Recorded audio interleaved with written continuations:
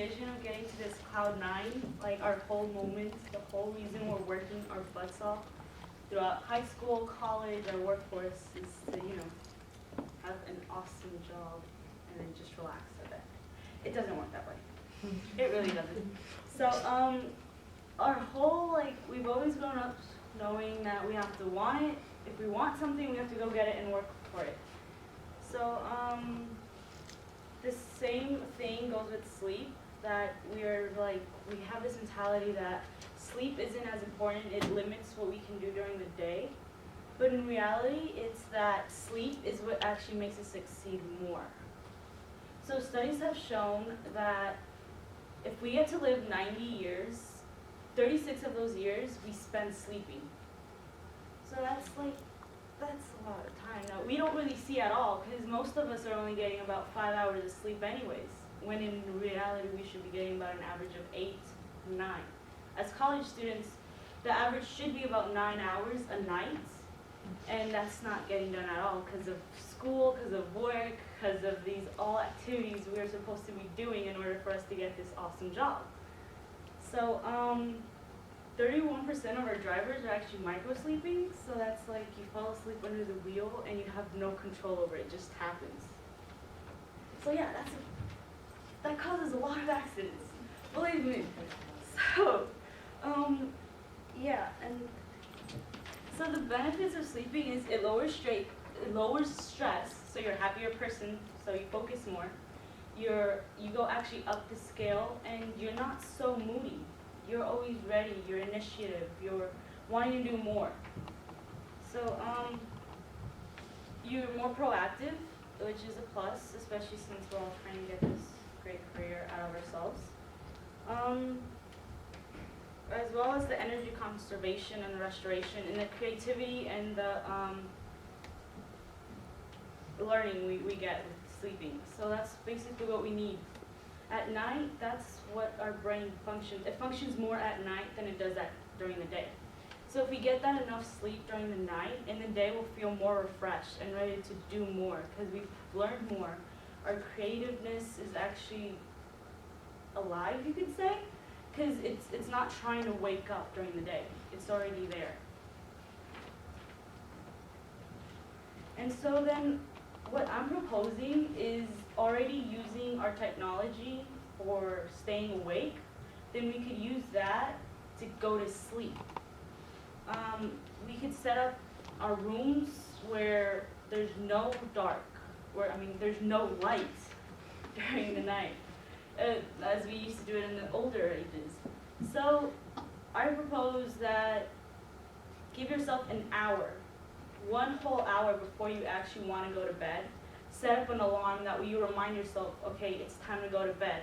Set up music if you have to, a candle if you need to. But set up this whole environment where you're relaxed right before you go to bed. And then you get full 8 hours of sleep before the time you have to get up.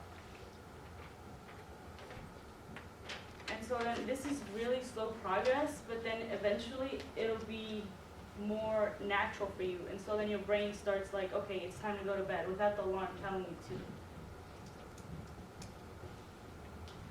to. And so then we tend to brag about the 4 hours of sleep. Like, oh yeah, I just got 4 hours of sleep, that's so awesome, and I'm still here. Yeah, that's not so good. It really isn't. So then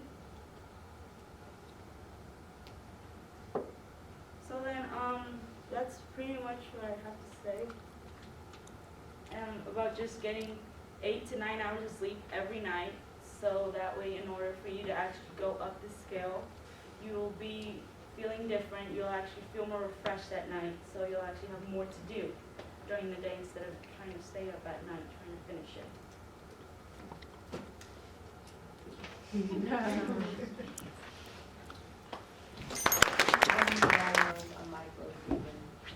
I swear I'm like that in class sometimes. It's like you start noticing that you're like, when you're nodding your head and then you don't realize it, but then you feel yourself, you're awake, but you're not. You're slowly going to sleep. I think I have it. I do that while driving, and it's the scariest thing ever. I used to commute to Aurora University, and it's like an hour out. And I fell asleep and I didn't even realize it, but when I woke up, I noticed all the traffic was like easing back. There were trucks like getting to the side because I was like driving all over the highway. It was bad. Yeah, it's really bad. Did you say not to take naps? Yeah, because it's not the same thing. Nap and sleep are two different things. So it takes your brain 30 minutes before you actually fall asleep. And then from there, you're doing this cycle with your brain. It wakes up.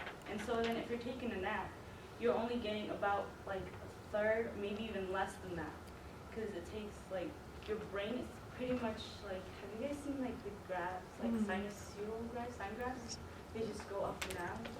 So it's basically like that. That's how your sleep works. And so then this is you being awake. And so if you're just taking a nap, then just as you're about to fall asleep, your brain is finally going to sleep and then you're waking up again.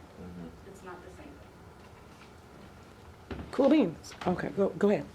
Did you have any trouble with sleep, or why did you choose this topic? Because I don't ever get sleep.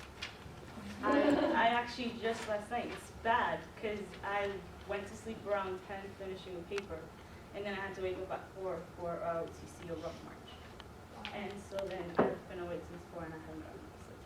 So it's really important for me, and I try to by 9 to get to bed, but usually it's not until 10. So I'm still working on it.